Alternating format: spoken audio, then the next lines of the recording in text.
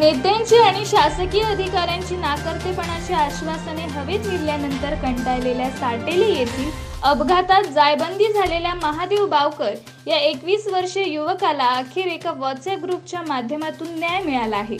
सातार्डा येथील भीषण अपघातात लोखंडाची वाहतूक करणारा कंटेनर अंगावर पडल्याने महादेवला पूर्ण एक पाय तारुण्यावस्थेत गमवावा लागला होता। त्यामुळे अनेक नरक यातना सहन करत जीवनाचा गाडा हाकण्याचे काम हा करीत आहे। यात चरितार्थ चालवण्यासाठी सातार्डा येथील सोसायटीमध्ये क्लार्क म्हणून अल्प मानधनावर काम करत आहे। रोज 1.5 किलोमीटर चालत जाणे येणे हे अशक्यप्राय होत होते। त्यामुळे त्यांनी शासकीय कार्यालयाचे उंबरठे झिजवले होते। तसेच अनेक लोकप्रतिनिधींच्या माध्यमातून आपल्याला सहकार्य करण्याची मागणी केली होती, परंतु त्या मागणीकडे दुर्लक्ष झाले। अखेर स्थानिक युवकांनी एकत्र येत 85,000 रोख रक्कम गोळा करीत नवीन ॲक्टिवा गाडी मदत म्हणून प्रदान केली। त्यामुळे महादेवचे डोळे पाणावले। गावातील युवकांकडून देण्यात आलेल्या प्रेमरूपी मदतीला आपण कधीच विसरणार नाही।